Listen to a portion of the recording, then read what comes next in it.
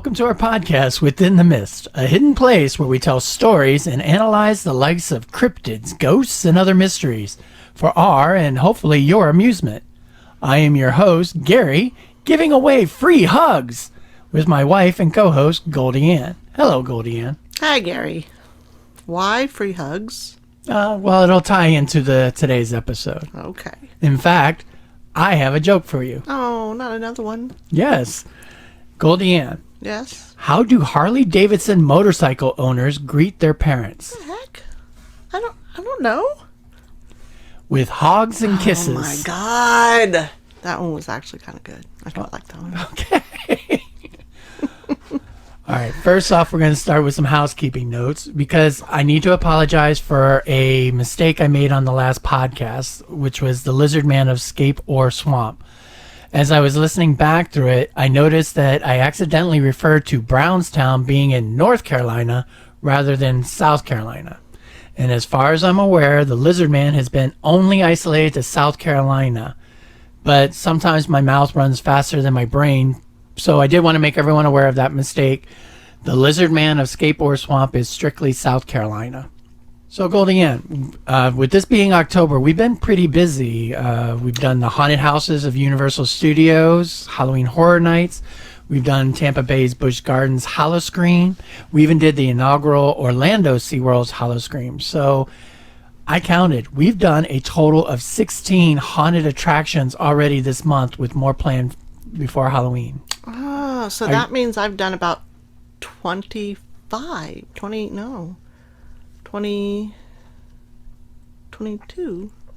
Oh, yeah, because you traveled up to Virginia to visit our grandchildren and got to do Virginia's Busch Gardens Howl-O-Scream. So you're a little ahead of me on haunted houses. I have done every Howl-O-Scream there is.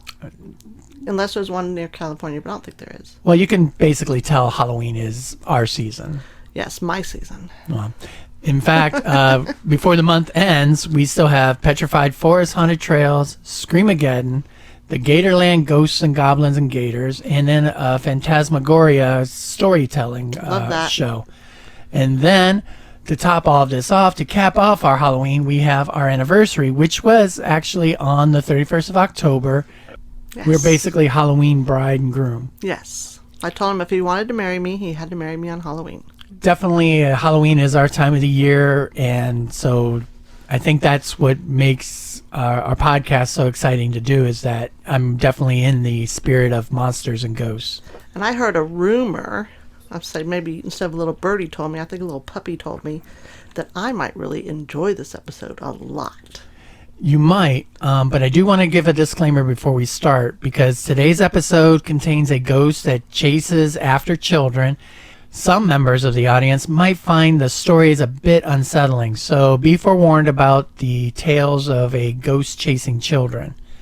I mean, we are storytellers who have gathered information on some of our favorite mysteries to bring to you, and we don't initially intend to scare our listeners. Well, maybe a little. This one does have listener discretion is always advised. Now, let's take a walk within the mist. We have all had that prickling sensation at the back of our neck, that telltale sign that someone is watching us from the shadows. We have all walked along a darkened street on our way home, only to feel as if someone or something is following us. For a small town in Alabama, that feeling is real. The legend of Huggin Molly is one of the best-known ghost stories in the America South. It is centered around a charming city called Abbeville, Alabama, which claims to be the home to a phantom or witch-like woman who would appear to the children who weren't home by dark.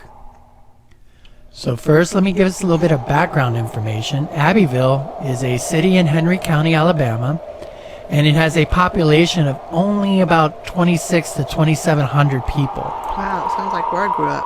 It is very much a small town, and it is actually the oldest remaining colonial settlement in East Alabama.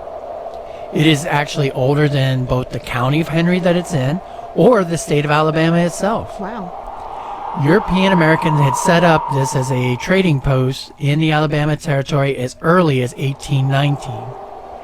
And locals say that the name Abbeville derives from the Muskogee Indians' name for Abbey Creek, Yada Abba, meaning dogwood tree grove. So basically, if you're imagining the town of Abbeville, you're imagining all in all, a quiet and peaceful small town. The Irish were the primary traders to the Indian people of Alabama beginning in the late 1600s and continuing until the Turkeytown Treaty of 1816. Now, these Celtic traders utilized a system of Indian roads, trails, and paths that led from village to village and actually married into the tribe. So you had a combination of Irish traders and Indian natives that basically created the population of this area of Abbeville, Alabama. Now that we understand the background of what we're going to be talking about, let's go into the actual legend. The citizens of Abbeville have been telling the story of the ghost for over a century. However, the origins of the person who was to become Huggin Molly are unclear. In fact, there are two traditional versions. The first tells of a woman of early settlers to the area. Life was difficult in those days, yet she strived and worked tirelessly to raise a family. To have children of her own was her only true desire. So she was overcome with joy on that day when she had her first child. She was always seen around the settlement holding that child in her arms, and she would embrace it with her love both day and night. Unfortunately, in those early frontier days, the child mortality rate was very high. It was never known the cause, but there were so many possibilities you could have chosen from: disease, lack of nutrition, or even accidents in the home. What is certain is that the child died while still quite young. The woman was devastated. And to add even more to her misery, she was unable to bear any further children. And so she had lost her life's dream and descended into despair. She would travel the streets of the town and hug the children as they played along up and down the streets. Many of the children were frightened by her unwanted attention, and they would run off from her. However, she would follow them, and if she was able to, she would swoop up the small children into her arms and give them a hug. It was the only thing that would bring her any joy, an attempt to deal with the pain. It was not the same as holding her own child, however, and she slowly died from a broken heart. That's kind of creepy. Chapter 2, The Murdered Mother. Shortly before the turn of the century of 1900s, a young woman of Abbeville became pregnant out of wedlock. In those times, this was a circumstance forgivable only by God and not by the townspeople, and slowly, if ever, was forgotten. The mother gave birth to a baby boy but never married the father, a young Abbeville man from a prominent family. In fact, he tried to disclaim that he ever had any relationships with this Molly. She soon died after the baby's birth, and according to the Dr. Blackridge, who attended her at birth and shortly afterwards at her death, he declared that the young mother died from poisoning. The presumed father of the baby was soon arrested and convicted of the murder. Rumors around Abbeville at that time suggested that he tried to get the mother to nurse the baby, but she refused, realizing that she had consumed the poison. The young man, who had been convicted of the crime and was sentenced to hang, escaped and fled Abbeville to Texas, which was a place at that time where a person could simply disappear. Being a man in a wealthy family, this was easy for him to do. Leaving the woman dead and the child growing up, and according to many accounts, was often seen lying across her mother's grave crying for her. The town's old-timers say that the child lived a sad, short life before he too passed away. Yeah. You have two versions. One I like in the which first one. the first one in which she lost a child and then she died of a broken heart, and then you have the second one in which she got pregnant by someone out of wedlock and then had a baby and was poisoned by the father and died, before she could actually hold her own child. That's weird. Chapter 3. The Phantom of Phoenix City. Now, regardless of the origins of the woman who would become Huggin Molly, the earliest appearance of any ghost described as being the Huggin Molly variety in the South was in nearby Phoenix City. Tales of a phantom woman dressed in a long shroud or long gown of some type appeared at night started to spread in this location. The story that was told appeared in the Columbus newspapers in the late 1800s. And over a period of several weeks, the newspaper described encounters with this ghost in Phoenix City. The stories always were the same, in which she would appear in the darkened streets. She would be dressed all in black, but this version was not interested in swooping up children. Eventually the stories stopped, and the ghost found a permanent home in Abbeville during the first years of the 20th century. And she remains in Abbeville to this day. Her story has developed over time, or perhaps we should say stories, as there seems to be two very different versions of ghosts walking the streets of this small town. Chapter 4. The Lady in Black. So what is the actual legend of Huggin Molly? Much like her origin, there are two different versions to the actual legend as well.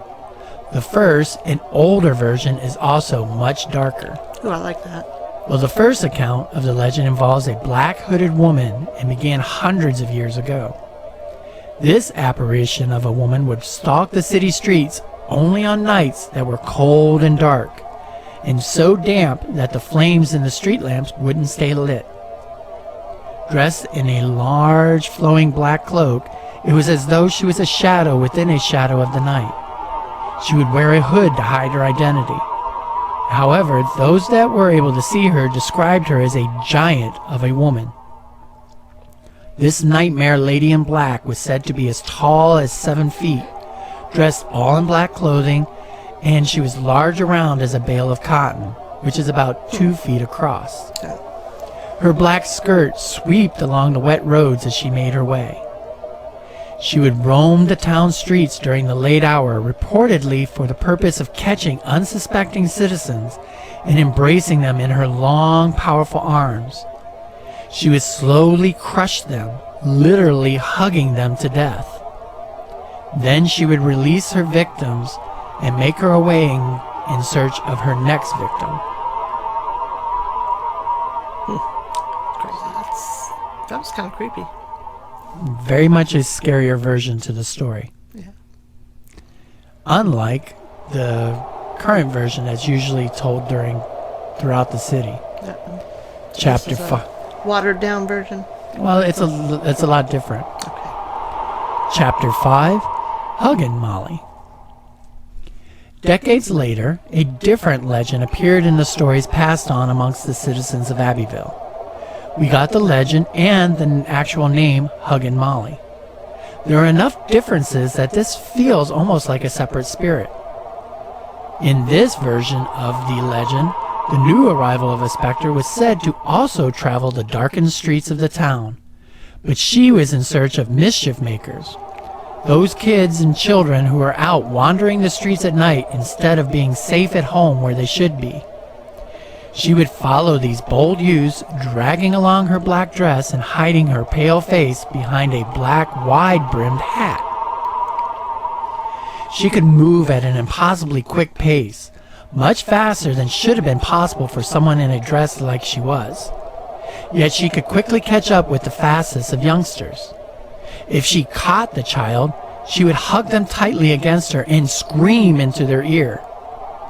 She was never known to harm the children, other than perhaps causing some ringing in their ears. It was the fear that she could instill in the foolish youngsters that would cause them to run home and never be out late again. So in this version, we have a ghost who actually chases after children who are out after dark when they shouldn't be, and grabs them, hugs them, and screams in their ear. Right. Yeah, that is kind of I don't know. It's a watered down version, but it's a different version. I'm sure it would scare a kid. I mean, yeah. And it did scare a lot of children. In fact, I have a couple of different actual accounts that are told by the citizens from Abbeville. Chapter 6, The Grocer and the Ghost. There have been some documented encounters between the people of Abbeville and Huggin Molly.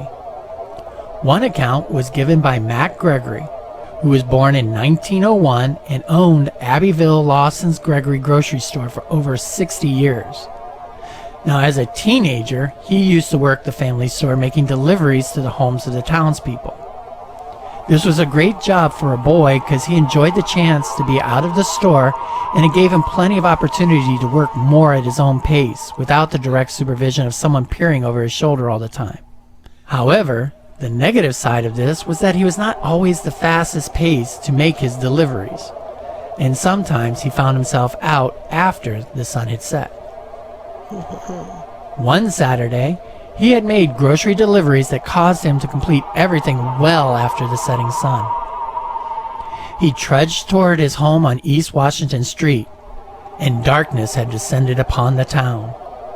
In those days, there were no lights on the side streets, and so he soon found that he could barely see the path ahead of him. The boy was not concerned, as he knew every street and every home by heart due to his work making deliveries to a great many of them. However, his blood ran cold when he heard footsteps and realized that someone was following him. He could just barely discern a large black-robed shape about 10 yards behind him when he turned around. It was making its way directly along the same path as the young Mac, as though it meant to catch up with the boy. The form appeared to be keeping pace with his steps, so he immediately began walking faster and faster. The figure in black also walked faster as well. In fact, it was moving at such a brisk pace that it was closing the gap between the two of them. Gregory, afraid and anxious to be rid of this creature, slowed his steps to see what his tormentor would do. His heartbeat and breathing were the only sounds in the otherwise silent street. The man, or woman, who he now believed to be Huggin Molly, adjusted its walking gait to that of Gregory's slower one. The frightened teenager was afraid to run, for fear that the large hooded figure could easily outdistance him, and kept walking towards his own home. It was only a short distance away. It was lighted and now less than a city block away. He could almost feel the dark specter reaching out with one of its long arms to snatch him. And when Mac drew close enough to see the steps of his home, he broke into a run and jumped onto the front porch. The unlocked door opened easily in his hands. People rarely locked their doors in those days, and he escaped into the safety and security of his home. He managed, however, to complete all future grocery deliveries in Abbeville well before dark. That would be kind of creepy. I'm sure. What it was. I'm sure it.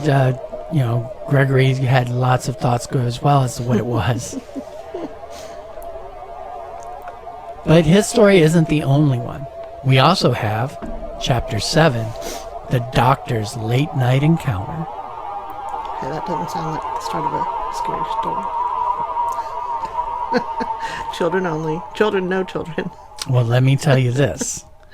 There is a similar story that was told by Marion Glover Leonard, an Abbeville native, and she suggested that Huggin Molly also struck fear into the hearts of the town's adults. As she told the story, it involved her neighbor, James Robert Shell, who would later grow up to be the practice medicine at the Shell Clinic in Abbeville. As a much younger man, though, he always made his way home on the corner of Elm and Clendenin streets by walking just as the sun was setting. And on this one fateful occasion, however, the streets were darker than normal. With that same sense that he was being followed, he turned and discovered a large black-robed hooded person was indeed making its way towards him out of the shadows. Ooh. The young man was terrified and quickened his way towards his home. The darkened figure, however, was also traveling faster and was beginning to close the distance between the two of them on the street. He began running when he could see his home about 100 yards away. For some reason, his mother, Mrs. Shell, perhaps with a mother's intuition that her son was in danger, was standing at her open door just as James rounded the corner near the cemetery on Elm Street. She stood guard while he ran the remaining distance home. The race between her child and the dark entity that threatened to catch hold of him was in her full view. Oh, wow. So she saw it too? She saw it as well. And she was convinced that he would not be alive to tell his story without her help. So she screamed from the door and screamed encouragement to the frightened teenager. "Run, Robert, run!" she yelled again and again. She held the door open for him, praying for him not to stop until he made his way beyond the perimeter of their home. Once across, the phantom vanished into the darkness. Neither of them could tell where it had gone. Dr. Shell lived on to tell the story to any willing listener. That one's kind of cool. That the mother saw too. And she actually believed that if she hadn't have said something, right, it would have caught her. Now, these are two of the most well-known stories of encounters with Huggin Molly, but there are hundreds of locals with their own stories. It seems that like every child had heard the story from their grandfather back when their day of how being caught out after dark meant that they might have an encounter with Huggin Molly. Now, due to the nature of oral storytelling, it is likely that the present-day stories of Abbeville's Huggin Molly are partly fact and partly imaginative storytelling, kind of tweaking the stories to make them scarier than they really were. And this was usually done to frighten their listeners.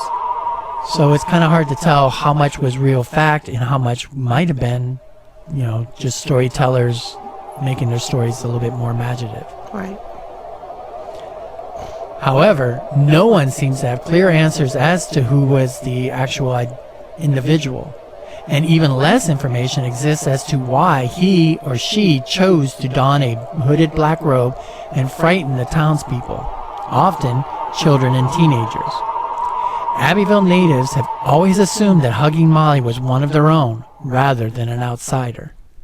So was she the lady in black, or was she Molly who was poisoned? Or some old man, "Get off my lawn! I'm going to make him get off my lawn!" No. Now, Huggin Molly became very popular and actually had its own copycats. Oh. By the end of the 19th century, Huggin Molly was creating terror not only in Alabama, but in other states as well. One citizen of Louisiana even began imitating the ghost just so he could hug pretty women. Oh my God. In Baton Rouge, Louisiana, they had this story. It was a Huggin Molly that would come out at night. She was dressed in long shrouds and gowns and ran up to particularly the pretty young women or the pretty girls of the town, grabbed them up in a great bear hug, and then run away.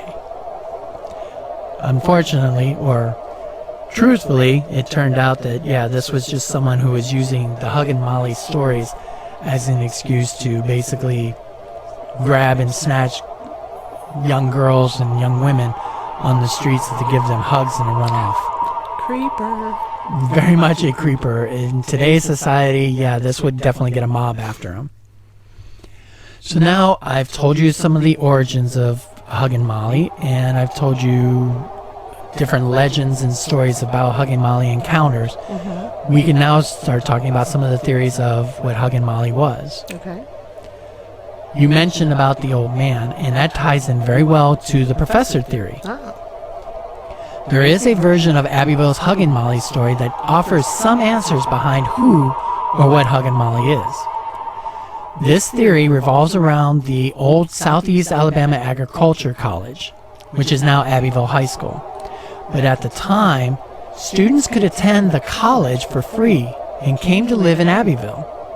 The out-of-town students boarded with Abbeville families during the school term.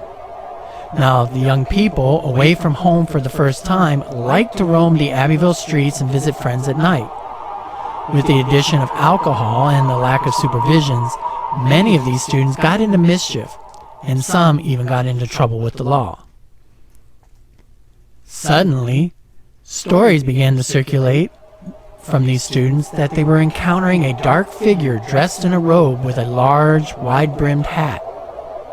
Learning of the legend of Huggin Molly from the locals who already were convinced in the truth of it, many of these students became afraid to roam the streets at night, and much of the party-like attitude began to subside in Abbeville. Yes.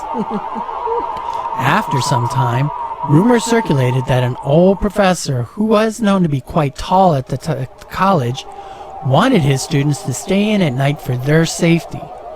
He had grown tired of the students' revelry within his town and believed that they should stay home during the night. To frighten them, it was rumored that he dressed in the black clothing of Huggin Molly. He roamed the shadows of the night in search of unsuspecting young students and frightened the teenagers, thus dissuading them from roaming the streets and getting into trouble. Most townspeople believed that Huggin Molly to be this 7-foot-tall man, despite the feminine Molly. So fearsome was the name in the town that children in play at the elementary school scurried for the safety of their homes upon hearing, "It's time for Huggin Molly." Abbeville's young people of the time frequently heard this cry, and even hulking 6-foot teenagers were not immune to the terror generated by this supernatural creature. That's awesome. So Abbeville's streets at night became empty of mischief-making teens and children. Awesome. So you do have that theory that there was an actual person who assumed the form of Huggin Molly to get students to get off of the streets and stop causing trouble. There was a story, and then he made it real. Right. And it worked. It definitely seems to have worked. But that's not the only theory about Huggin Molly. Okay. The next theory, two separate specters theory. Now, could Abbeville host two different ghostly specters for many years? The murderous woman in black and the protector Huggin Molly. Now, the woman in black roamed the town streets for many years, reportedly for the purpose of catching unsuspecting citizens and hugging them to death. Whereas Huggin Molly was looking only to scare children off of the streets. Both origin stories resulted in women having very tragic lives. So, could these two women have actually created two different ghosts?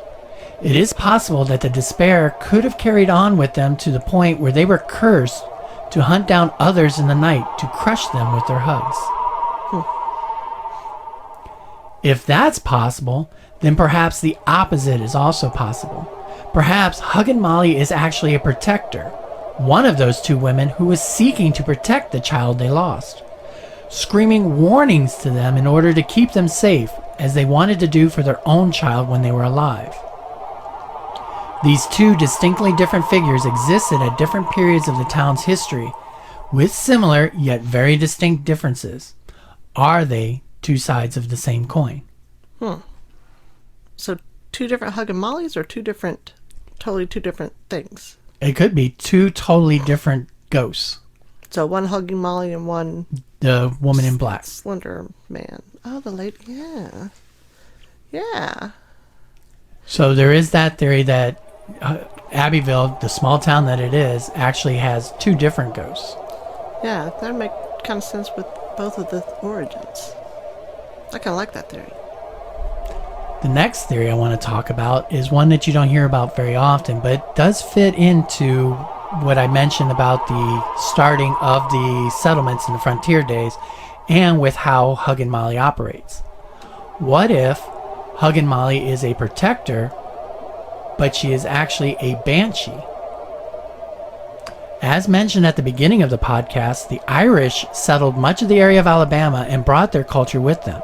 This would include the legend of the Banshee.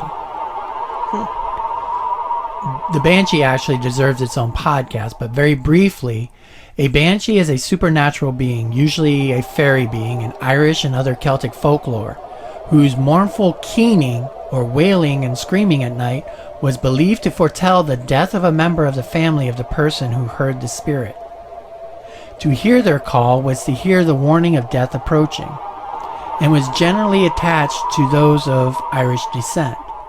And with all the intermixing and generations passed down, it's hard to tell who in Abbeville might actually have Irish blood flowing through their veins. Right. So any of these people could have banshees warning them of death approaching. The Huggin Molly scream could be a banshee wail, as a warning to the children about the dangers that they are in. Perhaps even from the Lady in Black, if these are two separate beings. Could Huggin Molly be warning of death as she roams the streets and trying to protect the children? And could she be trying to protect them from the Lady in Black? Wow, this is getting complicated. I feel so torn. There's so many ways to take the legend. There is probably a moral to the story of Huggin Molly. Many old ghost stories are kind of preventive in nature. They include a story or a drama mixed up with a little bit of a safety warning. In this case, it was to the young people and kids that they shouldn't be out after dark. They should be home in bed and therefore needed to be careful. The message was very straightforward. Don't go out after dark or Huggin Molly will come and grab you and scream in your ear. So a lot of what Huggin Molly's stories could be are basically cautionary tales to warn children not to be out after dark. And, as it's been proven, was very effective as a warning tale. Okay. So there is a possibility that Huggin Molly is simply just a ghost story to get kids to behave. Absolutely. Now, it could be a true ghost story. It could definitely... it definitely could be a ghost story that is actually true. I'm always out for ghost stories. Huggin Molly actually has a very strong connection to Abbeville. They celebrate Huggin Molly today in every aspect of the town. Even the sign as you approach Abbeville has an image of her chasing a young boy who was out later than he should have been. So as you're coming to the town where they have "Welcome to Abbeville," right underneath it puts "Home of Huggin Molly," and it has a little silhouette of Huggin Molly chasing a child. That's awesome. Exactly. So this town, I wanna go there. This town is full-blown Huggin Molly friendly. Dale Cox, a historian and author, was quoted as saying, "What is really interesting to me in the Abbeville case is that this story has continued for well over 100 years. People continue to tell the story. You can still encounter people who say that at one point or another in their lives, they saw Huggin Molly. Now, they're a little camera shy, but there are people around who say they have encountered this strange ghost roaming the streets." Awesome. So you never know, as you're wandering and talking to people in Abbeville, they probably know someone who knows someone who knows someone who has seen the Huggin Molly ghost. Huggin Molly is so popular that there's even a restaurant named after her, Huggin Molly's Restaurant. Can we go here? This is so cool. I definitely would like to make a trip out to there. Stories reportedly took place many years ago, but the story of Huggin Molly is not likely to be forgotten by any time soon. In fact, the town has a daily reminder of this character with the restaurant bearing the name Huggin Molly. Huggin Molly's is a 1950s style restaurant with an authentic soda fountain, and they serve specialty sandwiches at lunch. Awesome. The sweet treats from an authentic soda fountain, and offer fine dining at dinner. The menu lists items such as Molly burgers with comeback sauce, all designed to remind the diners that this person once frightened local citizens. This is a family restaurant serving, quote, friendly hugs and good food too. Wow. I like that. So Abbeville is Now on our list.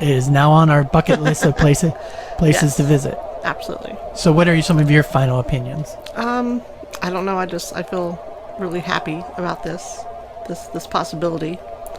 That there's Huggin Molly around? Yes, I know I'm one of the weirder people in this world that like the horror and the supernatural, but this is just awesome. I have to go there. Well, Abbeville is very positive on their Huggin Molly attitudes as well. She is fully embraced, very believed Fully in. embraced. Unintentional pun. But the citizens really do appreciate what she is and what she has done. And there is so many stories of people who have seen her, and so many versions of who she is or what she is. So I think she's going to be around for a long time to come in the small town of Abbeville. Yeah, I like it. Well, being sure to be home before dark tonight, I suppose this is a good time to make our way back out of the mist and bring this episode to a close. We would like to give special thanks to bensound.com for the introduction music. For those of you who want to learn more about Huggin Molly, be sure to check out the following: Alabama Lore, the Chocoloco Monster, Huggin Molly, The Lost Town of Cottonport, and Other Mysterious Tales by Will Elric. A great book that has many different stories of different paranormal events in Alabama. Or read Legends, Lore, and True Tales of the Chattahoochee by Michelle Smith. Between these two books, I had no idea how supernatural Alabama actually was. That's pretty awesome. We would like to ask you to please leave us a 5-star review on our podcast provider you are listening to this on to help promote the show. We are also on social media and would love to hear your own ghost stories and opinions about encounters with ghosts of your own. You can reach us on our Facebook page, Within the Mist Podcast. We are also on Instagram and Twitter, plus we have email at withinthemistpodcast@gmail.com. For any of you who would like to share your stories, we love to hear about all kinds of cryptids, ghosts, or even UFO sightings. We hope you enjoyed our stories about Huggin Molly, and we'll come again for another episode. Please spread the word to your friends who enjoy listening to our tales about cryptids, ghosts, and other things that go bump in the night. And until then, we hope you make your way out of the mist safely and perhaps a bit more curious. Goodbye, everyone. Goodbye.